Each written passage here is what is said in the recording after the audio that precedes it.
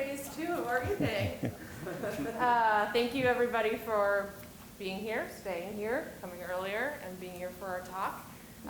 This is the 4th talk in our speaker series on sustainable transportation. So we've had talks about the Mad River Path, the Vermont Trail, we've talked about livable and walkable communities, and now we're going to talk about electric transportation. So we have one more talk after this, which will be with Ross McDonald of VTrans. He's going to talk about public transportation.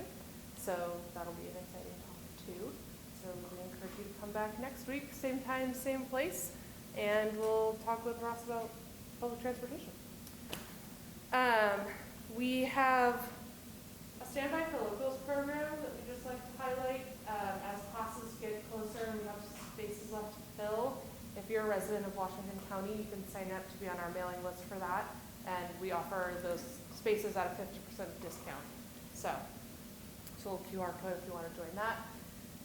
Yestermorrow is a nonprofit. We always welcome donations to keep our programming and our good stuff that we offer continuing.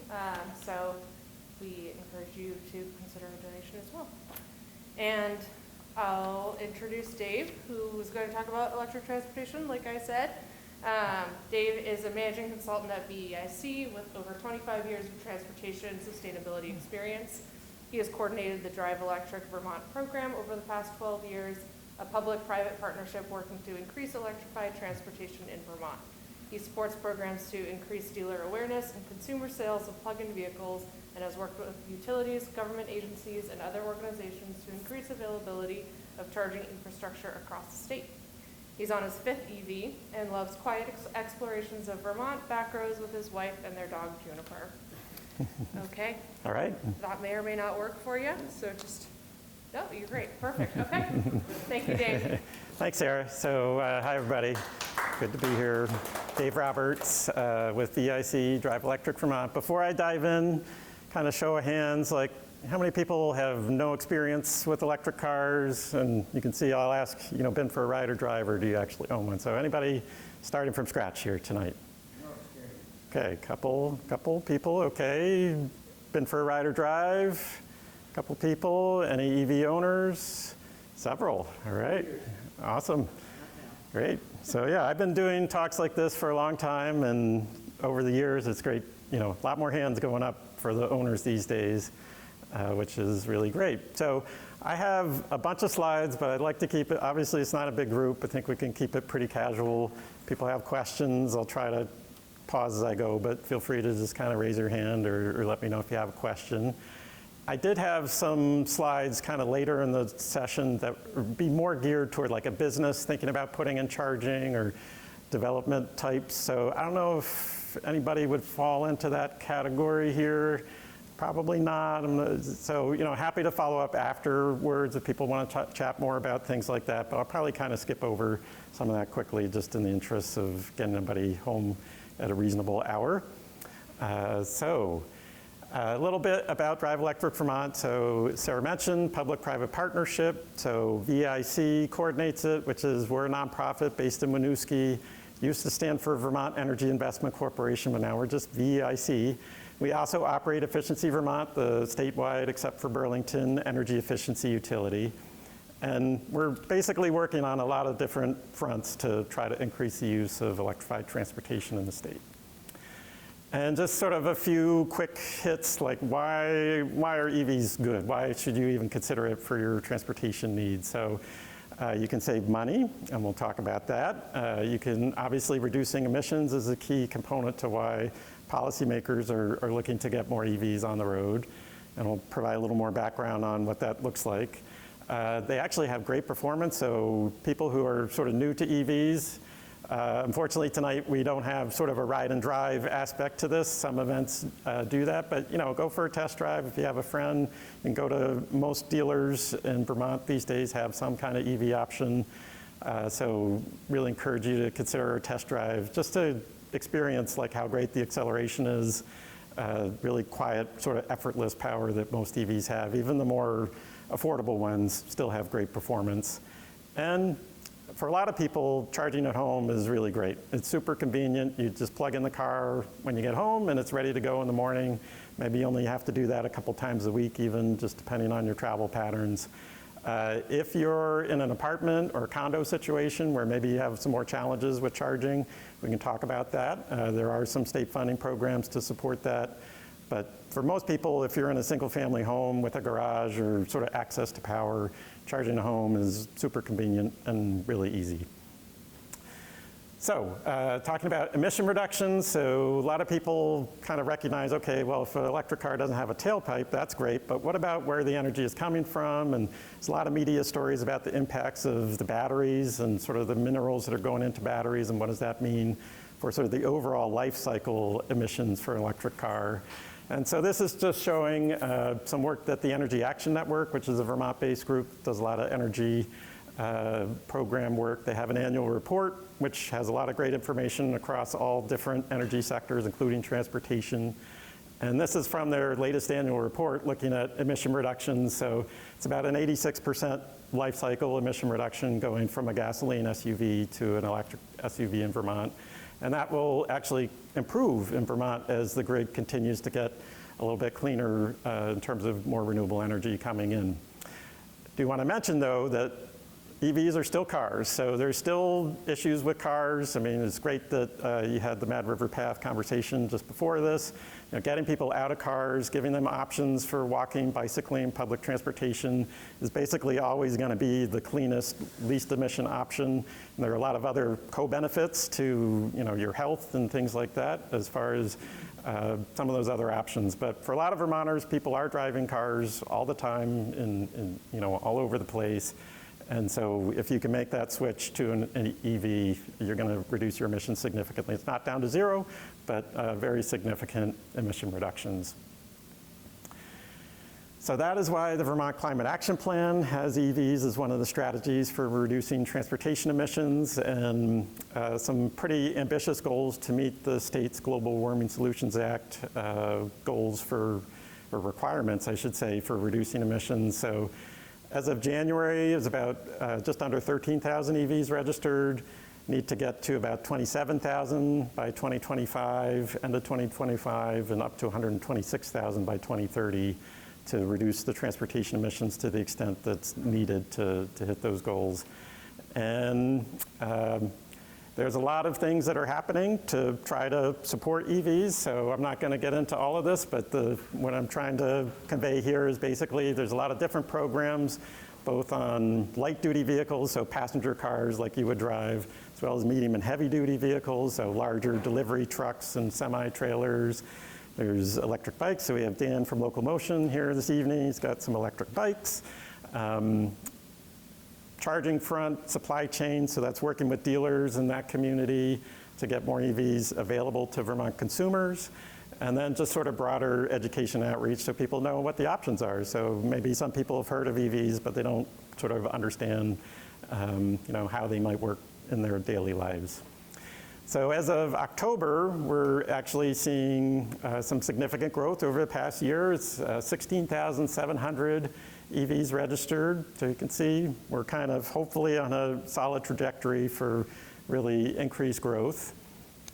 And this is looking at the market share of new vehicle sales in the state. So EVs are basically, as of the latest data for the third quarter of this year, all electric vehicles, sometimes called battery electric vehicles, so powered solely by the battery, no gas involved, is the blue line here for market share, and it's about 8% for the year to date, and a little bit, maybe like 9%, 9.5% for market share in the last quarter. And if you combine the all-electric vehicle share with the plug-in hybrid share, so vehicles with plugs are around 13% year-to-date market share. So, you know, we're making some solid progress, but long way to go before we hit some of those goals. You know, out of the 16,731 vehicles is great, but there's about somewhere over 450,000 registered vehicles in the state. So it's maybe 3%, a little over 3% of registered vehicles at this stage. So lots of opportunities. So here are just some, if people who aren't familiar with electric cars, just trying to kind of provide some, basic ideas of what they look like and some of the different options that are out there. We have a website, the Drive Electric Vermont website is driveelectricvt.com, and we have a page on there that has a listing of pretty much all the EVs that are available at Vermont dealers. There are some sort of more limited volume, like there's a Bentley and Rolls-Royce EV, but we don't bother showing that because we don't think most Vermonters are shopping for those. So on the all-electric side, here are just some of the more popular options. The Chevrolet Equinox is a relatively new model, pretty affordable, starting to see things showing up. Tesla Model Y is one of the most popular vehicles in the world these days, so not just for EVs, but vehicle in general. It's really been a top seller, not just in the US, but in other countries as well. The Hyundai Ioniq 5, that should say 300 miles. I think I got an extra one in there. It's not 1,300. I wish. We'll get there someday. On the right are some of the plug-in hybrid options. So for people, maybe it's your only car in a household, you're not quite ready to make the jump to an EV, you're doing a lot of long-distance travel and just kind of not sure. A lot of times people think about plug-in hybrids as sort of a gateway into the EV world. So they'll go sort of 30 to 40 miles on the battery, and then you have gasoline, and you can run on that for several hundred miles, and you can just fill up the tank and keep running on gas if you need to. So, it just depends what people's needs are. I'm curious, the folks who raised their hand that said they had an EV, what do we got? We had a Bolt. Bolt? So that's sort of, the Bolt is sort of the Chevrolet Equinox. They don't make it new anymore, but they're coming. It'll be back at some point, and I had 2 Bolts myself, so great option, really affordable. A lot of them showing up in the used market these days where the prices are really low. Somebody else? Yeah, great. Yep, so that's a Tesla. Yep. All right. And a few other options. A lot of Vermonters love their Subarus, so there is actually a Subaru EV with all-wheel drive now. It's basically made by Toyota. They have a partnership, but there have been some really good lease deals. I'll talk a little bit more about some of the leasing versus purchasing considerations, but because of the way the federal tax credit has worked, that can be rolled into a lease. And so you see some really Subaru Solterra leases. I saw some earlier this year for maybe $200 a month, very little down payment. So if a lease can work for you, that can be a really nice option. Ford Mustang Mach-E, Nissan Ariya, Volkswagen ID4, Model 3.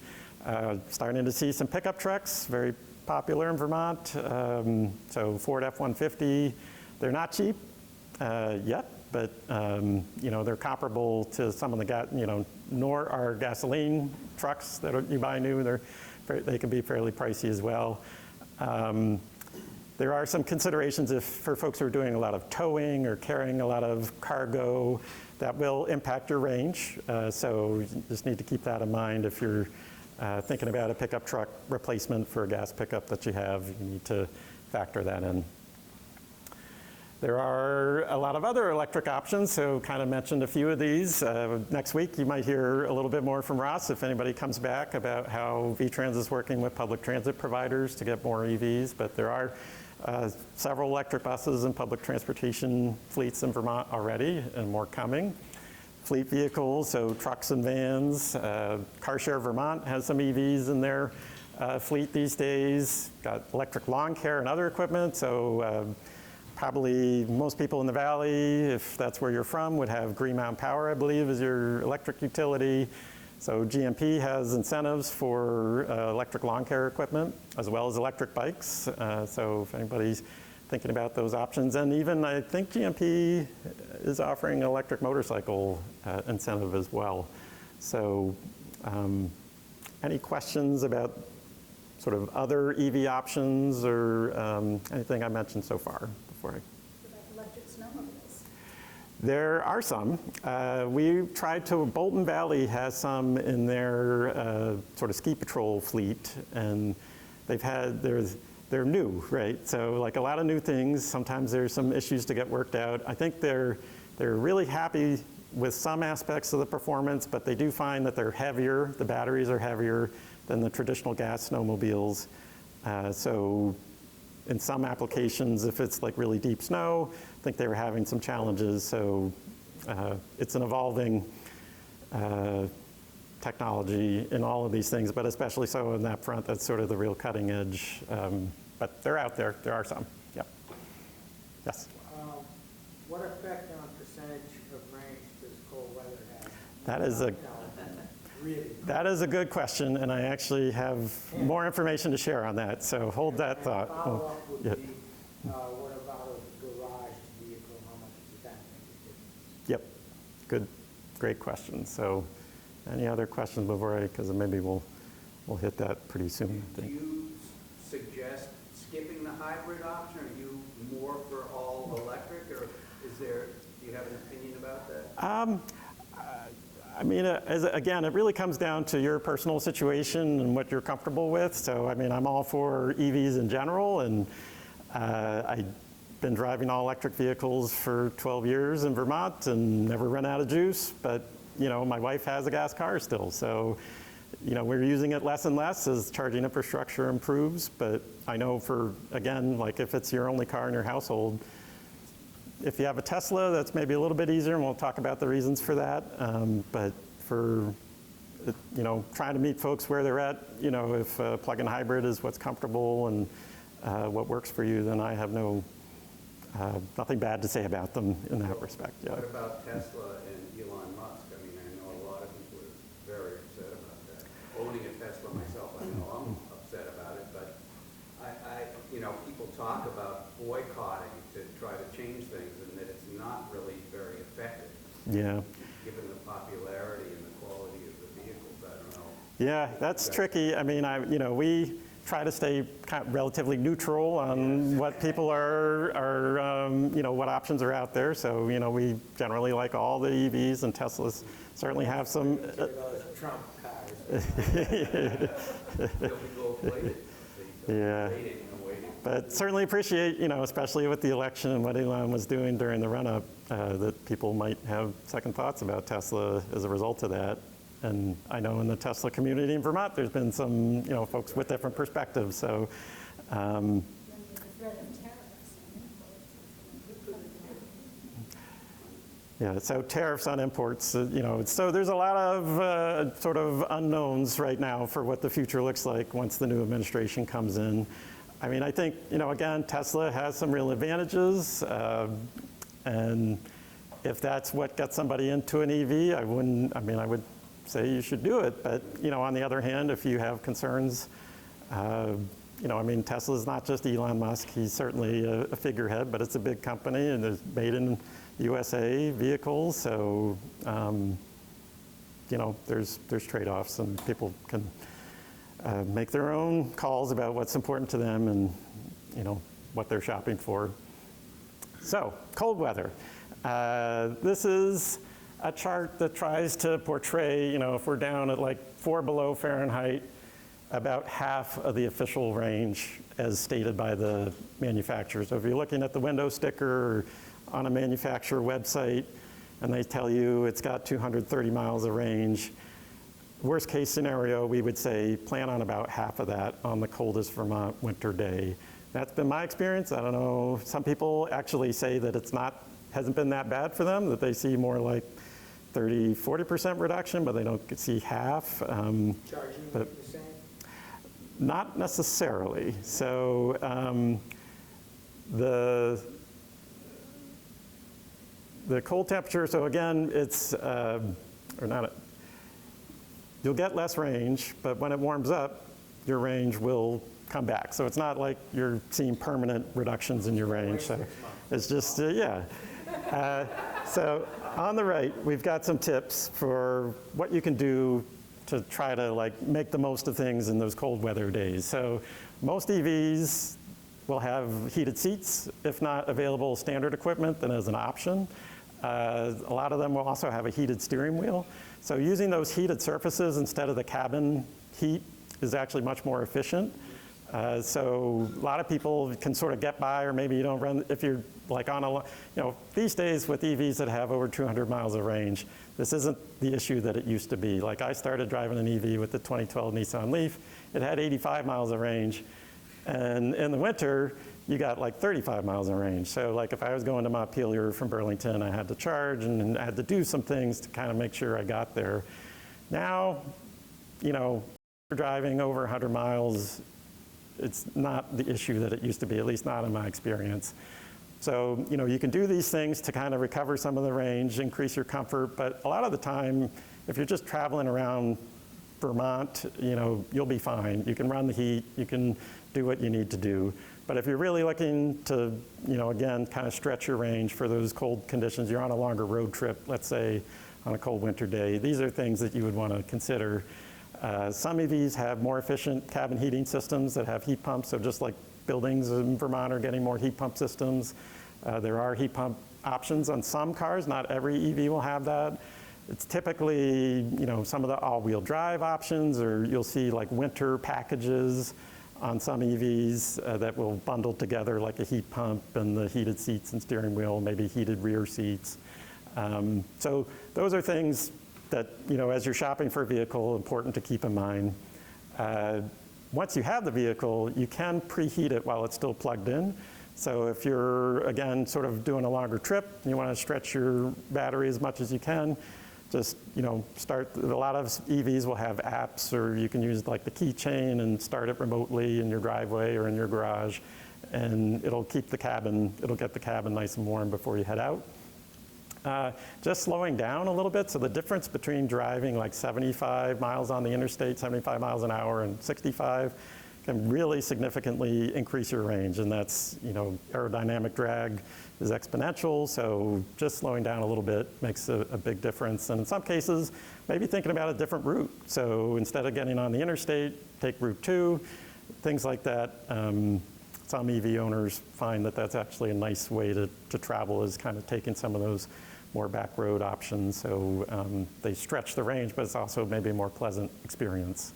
So you asked about charging. So for home charging, typically not a lot of difference, but where really winter temperatures come into play more is with fast charging. The batteries can't accept power at as high a rate when they're really cold. And so like Teslas, if you're navigating to a Tesla fast charger, it'll actually start preheating the battery before you get there. So it kind of warms it up, gets it ready to accept a charge. Other EV makers, Ford has started doing that. Hyundai, some Hyundai vehicles are doing that. So some of the newer GM vehicles are starting to do that. So as the technology continues to improve and mature, we should see some better performance for charging in winter, but that is a consideration. And then just sort of general battery technology is improving all the time. So most EVs use lithium-ion batteries, the same thing you'd find in a smartphone. And over the next 5 to 10 years, we should start seeing some what's called solid-state batteries, which replace I can get into it if folks want to talk more, but basically it's an improved battery technology, more energy dense, and should be more resistant to some of the cold temperature issues that I'm talking about. So, if you're not ready to get an EV now, but just kind of thinking about it, in the next several years, we should see some better battery options that don't have quite the same issues that we see today. Any other, yes? Is Tesla the only one with the heat pumps? No.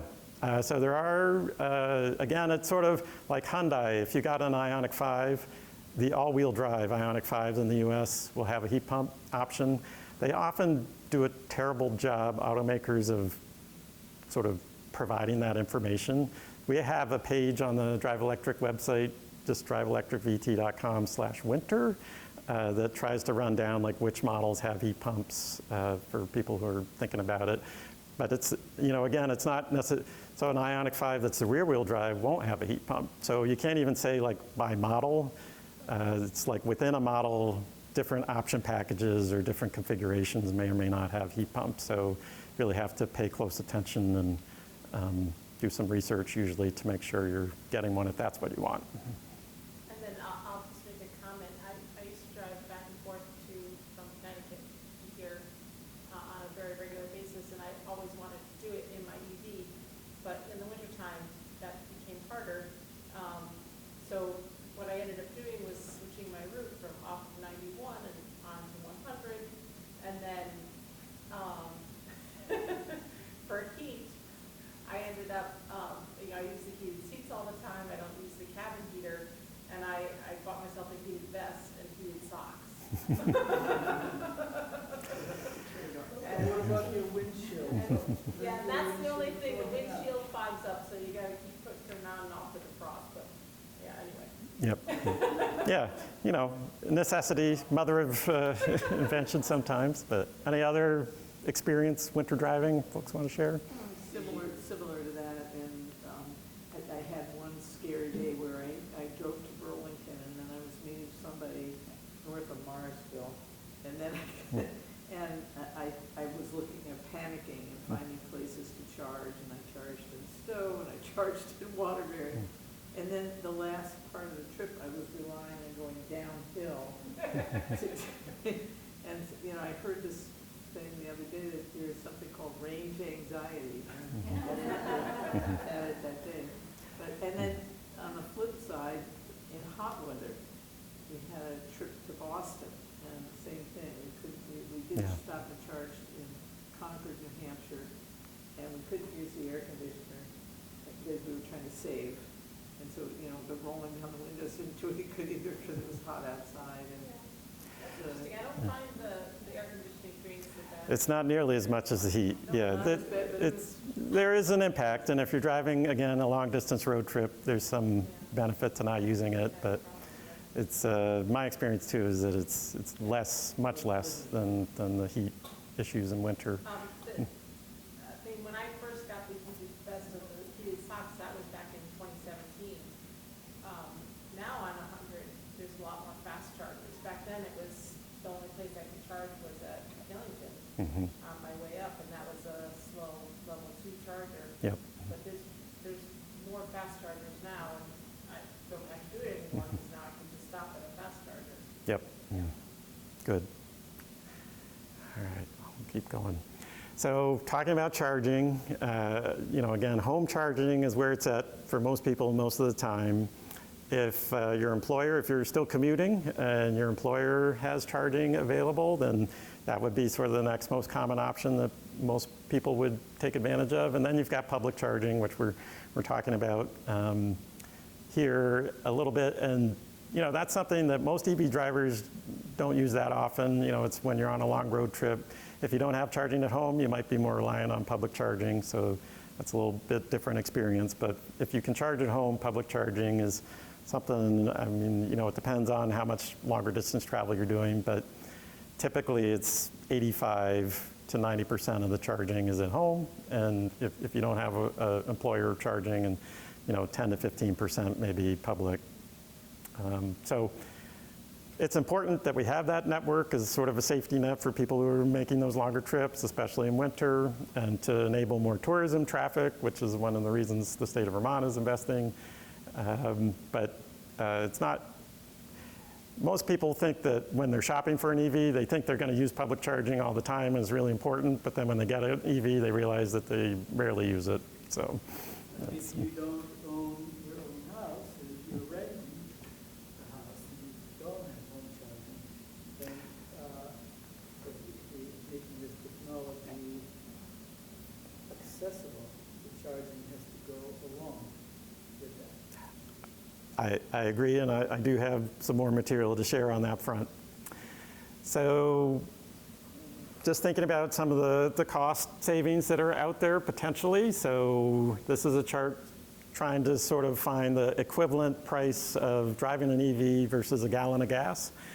So on the average Vermont electric rate, it's gone from about $1 a gallon to maybe $1.50, $1.70 a gallon cost equivalent for like a 25 mile per gallon vehicle in the state, which is about the average. Green Mountain Power, Burlington Electric, some of the utilities have discounted off-peak rates, so you know, good for the grid to be charging overnight, good for you because you're saving money. So that, for the GMP rate, it's a little over $1 a gallon equivalent these days. And you can see, the electric rates, because they're regulated by the state, they're much more stable. I mean, you will see inflation over time, but you don't see those wild fluctuations that you see with the price of gasoline. So for people who are really reliant on doing a lot of travel in their vehicle, you don't have these big surprises with what you're paying at the pump from one month to the next. It's pretty stable. And, again, this is assuming that you're able to charge at home. If you're relying on public charging typically is going to be a little bit more expensive, or much more expensive for fast charging. So if you're in a situation where you're not able to charge at home, trying to find some level 2 chargers, and I'll talk more about the types of charging in just a second, is a good way to save some money rather than just using fast charging all the time. A lot of people have concerns about, well, what's going to happen as we get more EVs on the road? There's no gas tax when you're running on electricity, so how is that fair? We need to pay for the upkeep of the roads. And the legislature has been thinking about that issue for a long time. And the first thing that they're doing on that front is starting in January. There'll be an extra EV fee, so it's $89 a year for all electric owners, $45 for plug-in hybrid owners. And they are thinking about a fee that would replace that sometime in the next couple of years. It would be based on how much travel you're doing, so they call that a mileage-based user fee. Some EV drivers are upset about it because they sort of feel like they're being penalized. It is less. Many states are going in this direction. Vermont's rates or fees in this regard are actually quite a bit lower than some other states have done.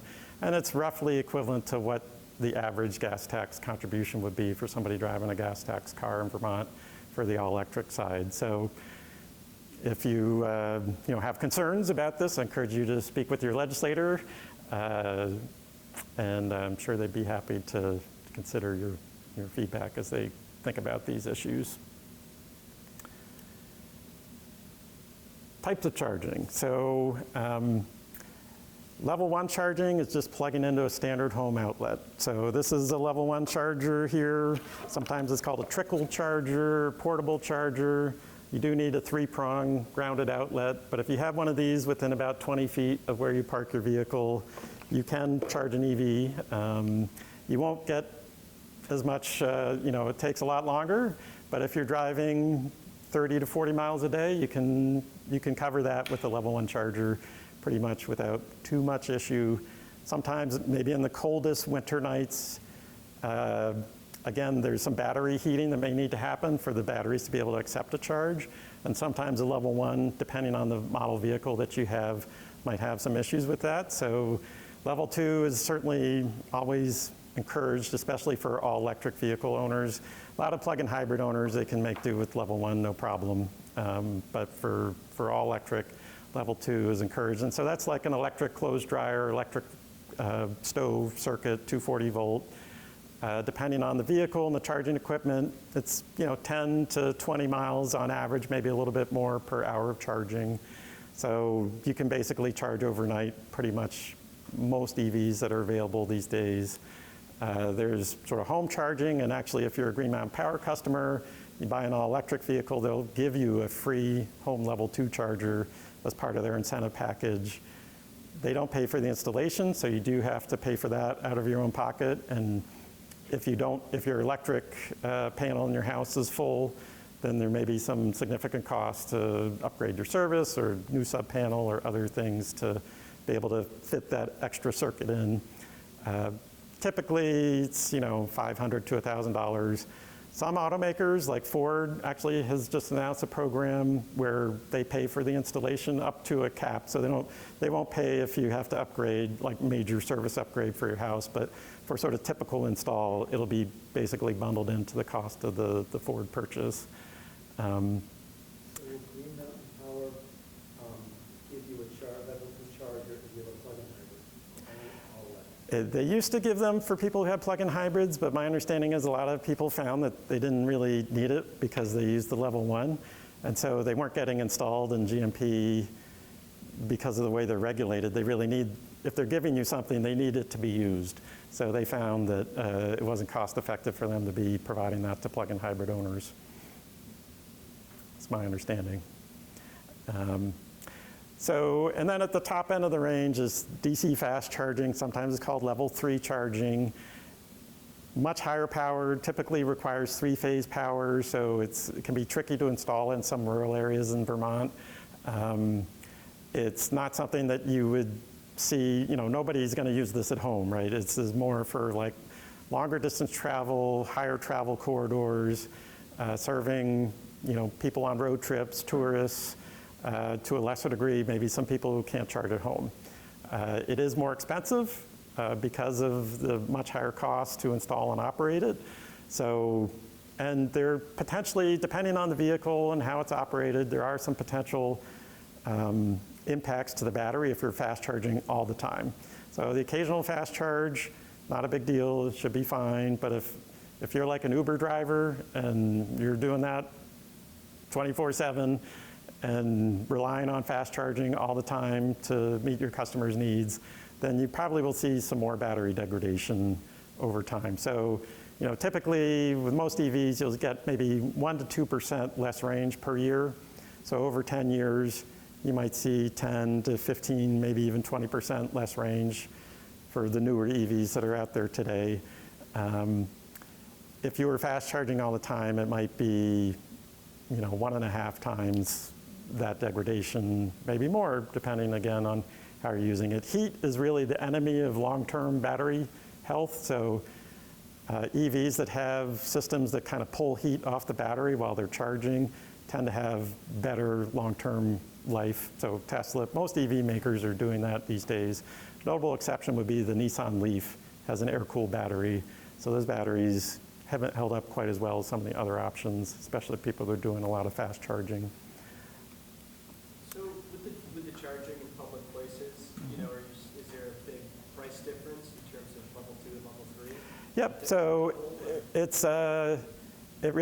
it depends because the price of public charging isn't regulated. So you can pull up, and if it's like at a car dealer and they're kind of, like we were down in Newport, Rhode Island, and stopped at the BMW dealer to get a charge. And this was like, they were the only fast charger around for a ways, and they sort of had cornered the market, so it was expensive. And I think they just sort of felt like, well, we're not really relying on this, and if we piss some people off, it's not a big deal. Whereas, in Vermont, especially if there's any state funding going in to support the charging, the state they don't tell people exactly what price they need to set, but they want to make sure is reasonable, so you're not being, completely gouged at the charger. So, but I do think, it is maybe 20 to 25 cents a kilowatt hour for level 2 charging, which is, significantly more than you'd pay at home, but maybe still less than you would pay for comparable gasoline. And then fast charging really can vary, but anywhere from 40 to 60 cents be sort of standard. There are some vehicles that will bundle in fast charging access for some period of time. So maybe the first year up to the first 3 years. Tesla, several years ago, used to offer free supercharging for life on some of their vehicles. So if you're if you think that you're going to need to use a lot of public fast charging, you might want to look for one of those options that sort of bundles that in and could save you some money. I have one more question. You said the heat is the enemy of these batteries, but in cold climate with lithium ion, you said that you tend to see that short-term draw, but it's not actually harming the battery life. It's just in very rare circumstances, depending on the battery chemistry, if it gets really cold, it can actually damage the main EV battery. Saw that with a few early Nissan Leafs. I haven't heard of it happening in many years, but I would always recommend people actually read the owner's manual for the EV, whichever one they have, and that will usually that'll tell you, like, if you need to keep it plugged in when it's below 15 below or something like that, you should follow those instructions because that's what the manufacturer is recommending based on the specific chemistry that they're using in that vehicle. So, yeah. Just for reference, regarding the cost of charging. So I go between the level 2 chargers that are at Sugarbush and the Bridges.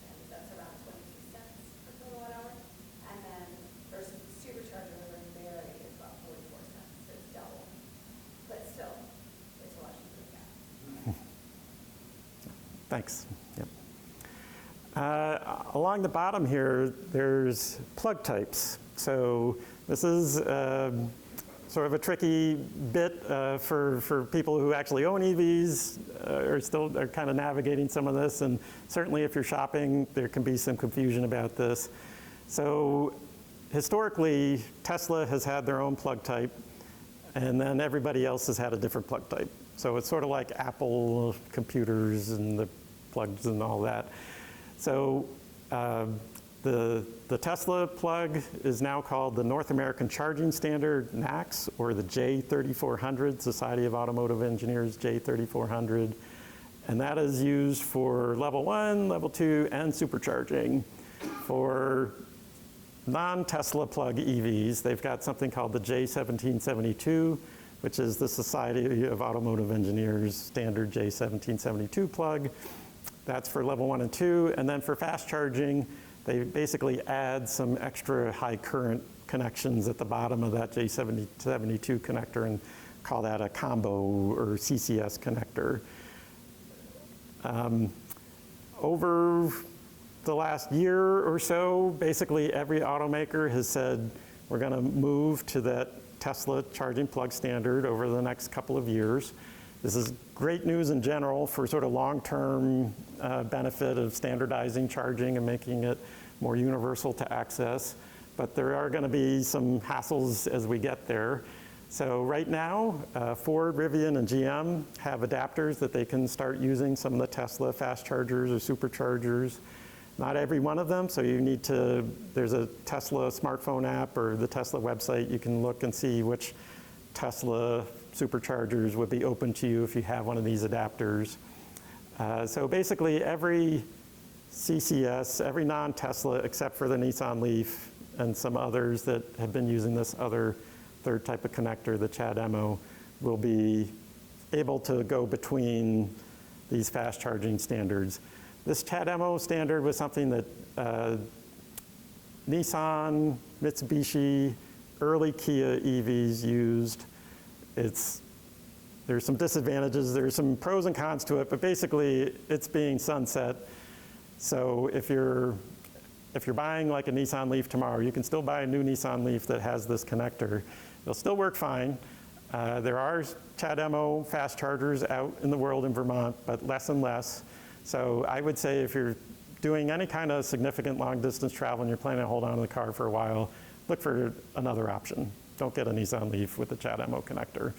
There are some really great deals on used Leafs, but that's my take. And then starting actually later this year, we should start seeing some vehicles that have the NACS or J3400 built into the vehicle. So the Hyundai Ioniq 5, they're starting to make those at a new plant in Georgia.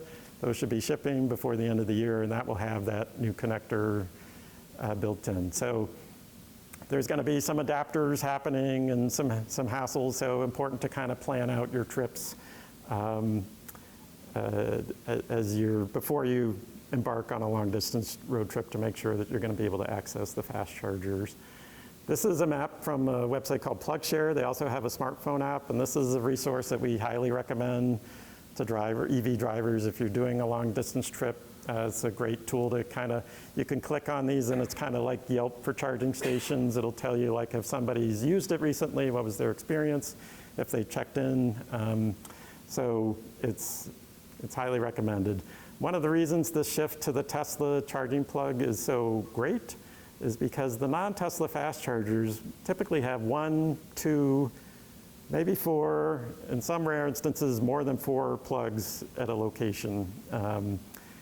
So if something isn't working right, or these days, actually seeing more use at these fast chargers around the state. So you could arrive and it's in use, or a couple of them in use, and so if you're going to a Tesla fast charger, there's just a lot more redundancy built in. You're going to have, usually, on average 9 plugs, but some of the newer locations 12, or if you're doing cross-country travel, you could see some Tesla locations with 40 plugs and things like that. So having access to that sort of more robust and redundant network is really going to be beneficial for reliability and giving people more confidence that they're going to be able to use the charger when they get there. And this is Tesla's supercharging network as of at least a couple months ago. So really all over the country, if you're doing long distance travel, Tesla, you can use the built-in computer in the vehicle, type in, if you're going to Key West, it'll tell you every stop you need to make, how long you'll be there. It can reroute you if a supercharger location is getting busy. So it can, and it's not much difference time-wise, it can actually send you to another sort of nearby location to balance out the use of their network. So really some key advantages to how they've rolled that out for their customers. And it'll be, other automakers are getting better at this sort of thing, but it'll be a while before they catch up with that experience. Paying for charging, Tesla has a pretty nice system. You basically give Tesla your credit card and your Tesla account, and when you plug into a supercharger, they know who you are, and they just deduct your fees based on however much charging you're doing. For non-Tesla charging, again, its pricing is set by whoever owns that charging equipment, so that can vary. And there's a lot of, it's sort of like the early days of credit cards where you have a lot of different operators of this charging equipment. So ChargePoint is a big one, but there's EVgo, there's Electrify America, there's several. So we have the link here. It's just on the Drive Electric Vermont website under About. There's a charging map that has a list of a lot of these different charging networks. And my recommendation is if you get an EV, just go ahead, sign up for these, get the little cards, put them in your glove box. Maybe you never use them, but if you need them, they'll be there and you won't have to be fiddling with your smartphone trying to understand what's going on. There are some locations in Vermont where you don't have great cell phone coverage. They're trying to site chargers where there is coverage, but it can be maybe you're on Verizon, somebody who tested it on AT&T. So it can be some issues. So this is, I hear a lot from people, why can't we just use a credit card like at a gas pump? And I totally agree. So, if the state is funding it and it's a fast charger, they do require that. But there's a lot of charging out there that isn't getting state funding, or it's a level 2 charger and they don't require it for level 2. So, over time, this is getting better, but, again, it's a little bit of advanced planning will make it a lot easier for you if you're on a road trip and trying to navigate to a charger, make sure that you're sort of already signed up. I'll pause there for any questions or comments. Please. Yes? Well, I've noticed there's a large disparity between level 2 chargers, like different brands of level 2 chargers and how fast they charge. Mm-hmm. So, like the ChargePoint chargers in Waterbury, say, really hard to use. And then they charge at about the rate of about 20 miles an hour, whereas level 2 chargers in Sugar Bush, let them go, and they charge at a rate of 39 miles an hour. So, and then it's just different chargers are just all over the map in terms of speed, and some of them are really slow. So yeah, what accounts for that disparity? Is it just like these are like older? It can be older chargers, so we're talking about basically the output from 3 kilowatts to 20 kilowatts for level 2. And a lot of it has to do with the infrastructure on site. So how much capacity do they have to run the circuit to the charger? A lot of times they might just run one wire to a charger that has 2 plugs on it. So you'll get sort of the full rate of charge if only one person is using it, but if a second car plugs in at the same time, your power is cut in half basically because it's splitting that. That's true on almost any charger, even the superchargers. If you're there alone, it's charging at a really unbelievably fast rate. And then the second somebody comes and plugs in next to you, it decreases like that.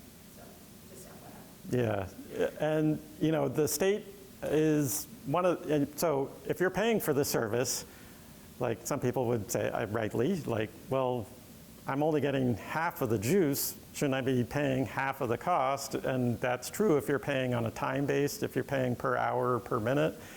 In the state of Vermont, they are basically working to eventually force everybody to charge by the kilowatt hour. So you could still charge additional fees beyond that for like when you're done charging to get somebody to move. You might have, like Tesla does this with their fast chargers after whatever 10, 15 minutes of your car sitting there, and they'll start charging you every minute to get you to move because there may be other people who want to use that charger. So that is, one of the ways that the state is trying to make sure, like they test gas station pumps to make sure you're getting a gallon of gas, like the display says on the unit. So they actually have started testing some of the level 2 chargers to make sure that you're actually getting the kilowatt hour that you're paying for. But it is, and that's one of those, you can go on PlugShare and sometimes it'll tell you, especially for fast chargers, the maximum charging rate that is available at that location. So if you're in a hurry, you might want to filter to just show those faster fast chargers, especially if you're driving a vehicle like the Honda Ioniq 5, which can charge at a really high power versus a Chevrolet Bolt, which maxes out at 50 kilowatts. So like you're driving a Bolt and you pull into a fast charger that can provide 150 kilowatts or more, you can still charge your Bolt there, it'll work fine, but you'll never see more than sort of 50-ish kilowatts because of the limit of the vehicle. So it's sort of that lowest amount between the vehicle and the charging station that you'll actually see when you're charging up. Just a couple examples of sort of planning road trips. It's a little hard to see with this display, but basically 2 resources that I recommend, especially if you don't have a Tesla with the great navigation system. PlugShare has a trip planning function. And so this is, I'm saying we're going from Yestermorrow to the Cooper Hewitt Museum in New York City. So this is a route, and it's filtering to show chargers within 2 miles of where you're driving. And I can click on one of these chargers, and this is a location near Brattleboro. And what this says is Rivian charging only. So if somebody has a Rivian EV, they can use that location, but if you're driving a Chevrolet Bolt, you won't be able to charge there. So this is, again, like doing a little bit of advanced planning, so you can say, all right, well, I can't use that one, so I'm going to stop before that or after that to make sure I've got enough juice to get where I need to go. This one is another similar tool called A Better Route Planner, and this actually took me on a little bit different route because I said I'd prefer to use Tesla's network. And there are Tesla chargers that have what's called a Magic Dock built in. It's basically a built-in adapter so non-Tesla vehicles can use them. And not every Tesla location has that, but there are a couple that do. And this one will also sort of bundle in and tell you a little bit more about how much time you'll spend charging, which PlugShare doesn't get into as much detail on. So some handy resources for people who are doing long distance travel. And you found that timing feature to be pretty accurate? Is that predictable at this point in time? Relatively so if you're provided that you're not waiting in line. So, but in terms of the time you're actually spending charging, they do have relatively good information for different vehicle models with that particular tool. So talking about charging, some discussion about, well, what happens if you're in a rental? So if your rental is a multi-unit rental, there is a state funding program that can help cover the costs for installing charging. It's up to $56,000 per location if you're putting in a bunch of level 2 ports. Depending on the ownership structure, if it's owned by a nonprofit or woman and minority-owned business, there's actually no match required. Otherwise, it's, I think, a 10% match.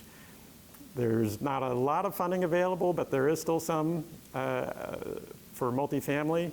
These have the sort of X's through them because the funding for those 2 categories is run out, at least for now. Hopefully there'll be more money coming in the future.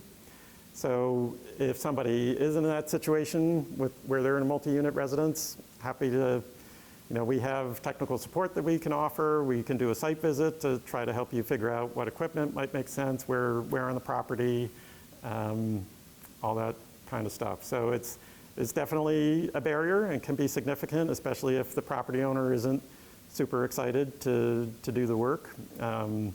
But there are funding programs in there. We are seeing definitely some increased interest in leveraging those opportunities.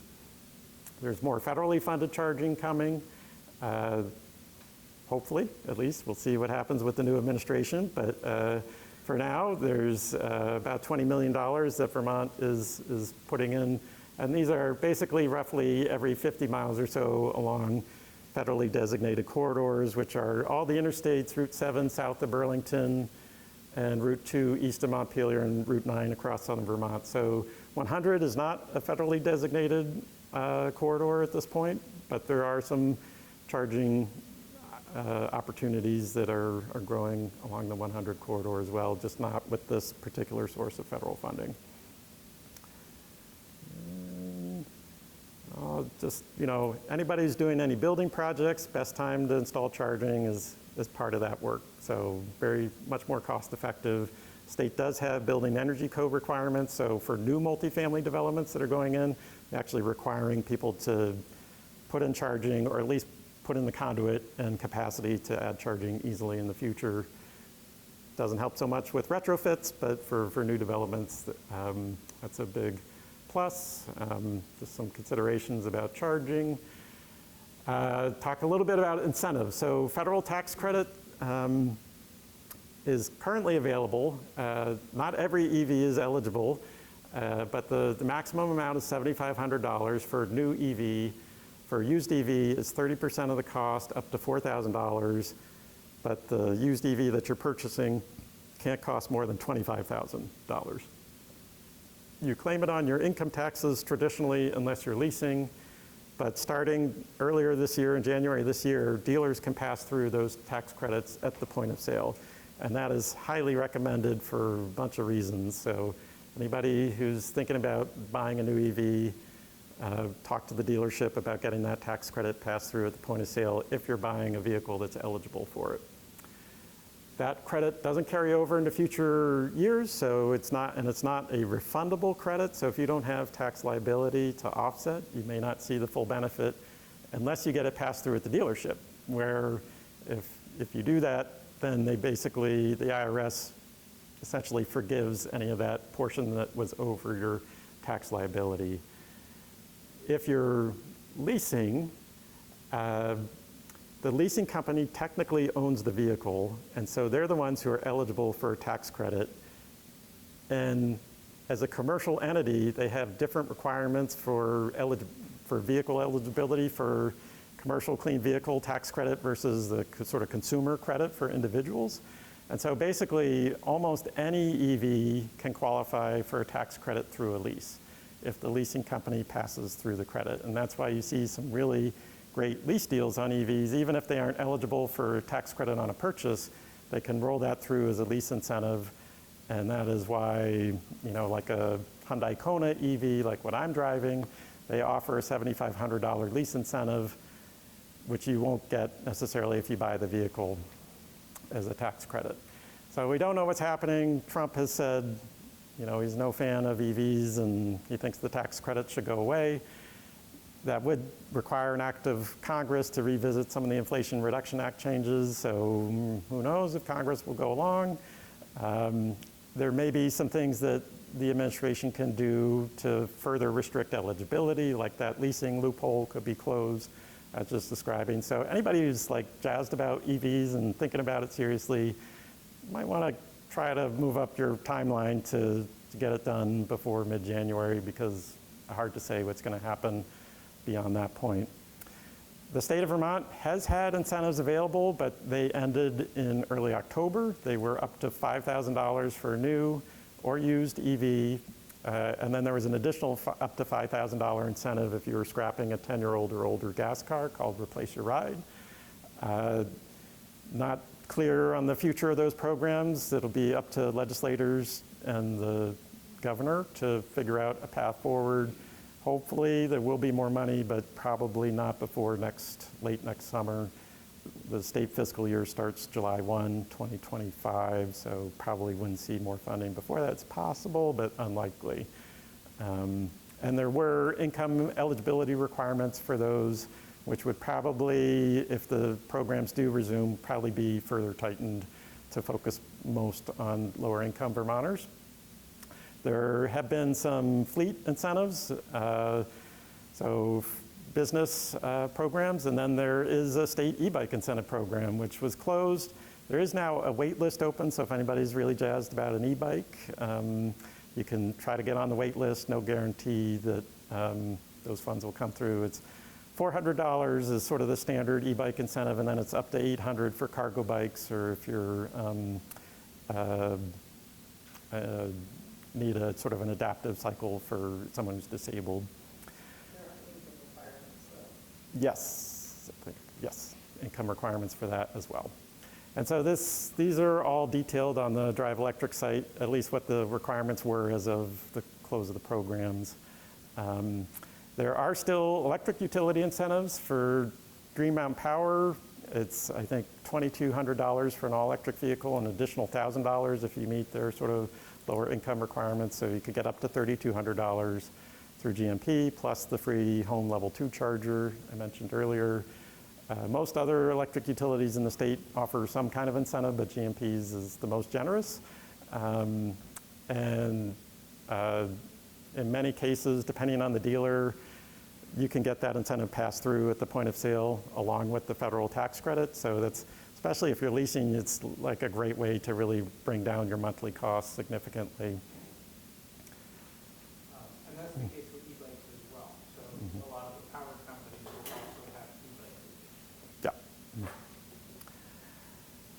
Yeah. Any questions about incentives?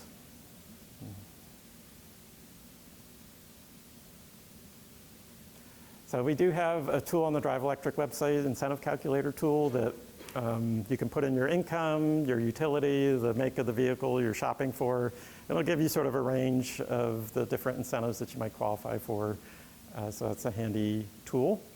And then, just again, another sort of leasing resource. This is one called Lease Hacker, but you could just go in and Google like EV lease deals, and you'll probably find a bunch of great articles that get into some of the different possibilities. These change from month to month, so it's hard to, I could tell you something right now, but it could be different in a couple weeks.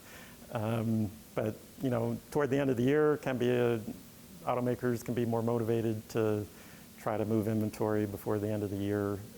End of the month is sort of traditionally always the time to show up at a dealer to try to make a deal. And I think that's it.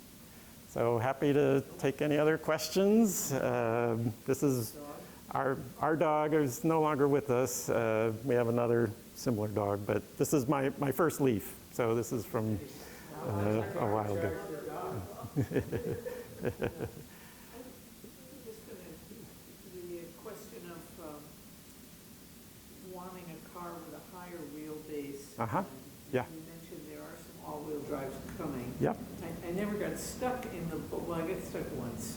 But just wondering, as they're developing more models, and that's probably on your website also. Yeah, so I'm on the Drive Electric website. I went to find your EV, compare models, and I can hit, I want to show vehicles that have all-wheel drive standard or is optional, so I'll hit the standard here, and maybe I'll show just the all-electric options. So these are some of the possibilities that are out there today. Some of the vehicles, the more luxury, sort of more expensive models, they actually will have adjustable suspension, so you can, make those changes if you're in deep snow or sort of in more rough terrain. You can actually raise the vehicle up a little bit higher. Subaru Solterra is one that has pretty good clearance for sort of more sort of standard, more affordable option. So, it's definitely come a long way from 10 years ago in terms of all-wheel drive availability. I know a lot of Vermonters really key in on that as something they need. But there's more on the way too, is the other thing. So there are, there's the latest Ford Mustang Mach-E model year, I think, has an option for sort of a little bit higher suspension. And even like the Tesla Model 3, some people, you can get like a little lift kit, and so some change in the suspension that you can do aftermarket to give it a little bit more clearance if you're in that deep snow kind of condition. Other questions? Yes. I just, this was about e-bikes or using something with anxiety, which is the same for e-bikes, and there's really no public charging available. You can really only charge them where you live, and then public charging is like scrounge up a plug somewhere, like, which is not really realistic for, reliably able, being able to use an e-bike as a form of transportation. So I work for the U.S. Department of Transportation, and one thing that we're trying to encourage is combining charging, so having vehicle charging as well as having a 120-volt outlet available to plug in e-bikes as well. And so that's pretty, that's in its very early stages. But also, other types, charging other types of vehicles as well, which could be like snowmobiles or something like that, like in recreational areas. And so I'm just wondering, just in terms of vehicle charging, e-bike charging, if you've heard like any like need for that, or for having, if you're going to install a vehicle charger, in places where it makes sense, to also have an ability to charge e-bikes as well. So I don't know if you've like heard any rumblings about that or. Just a little bit, the Agency of Transportation in Vermont was putting in level 1 charging, so just outlets, 120-volt outlets in park and ride locations, because it's a longer dwell time and sort of seemed to make some sense, much more affordable for them and for the user. But they found people were sort of camping out at the park and rides and just like plugging in RVs and stuff. So which you don't, at least so far, haven't seen that with the level 2 charging because of the specialized plug requirement. So V-Transit stopped doing that as a result, and they turned off the level 1 chargers that were out there. I can say, in our work as Drive Electric Vermont, we have a customer support line people can call or email us. And I'd say over the past couple of years, we have gotten a handful of inquiries, mostly from people doing like bike tours from out of state, like where can I plug in my e-bike? And definitely appreciate there can be some challenges with that. I think I don't know, Dan, you may know more than I do about this, but to my knowledge, there's not, so if you have the plug there, you need to bring your brick with you to plug it in, which a lot of people aren't necessarily going to have with them. But certainly if you're doing a longer distance trip, you would. Yeah.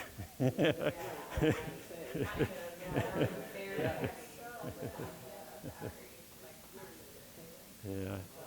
I think it's a good point, and I think I saw for the Mad River Path meeting earlier, I think I saw e-bike charging was something that was highlighted as a potential need. So I think along sort of paths or dedicated bikeways, it makes sense to try to think about how we can serve that need. I'm not, there used to be some level 2 chargers that had built-in 120-volt receptacles, and early charge point units did that, but nobody ever used them. So they basically stopped offering that many years ago. So it could be something that could come back, but it's not something I'm seeing a lot of as far as vehicle EV side of things.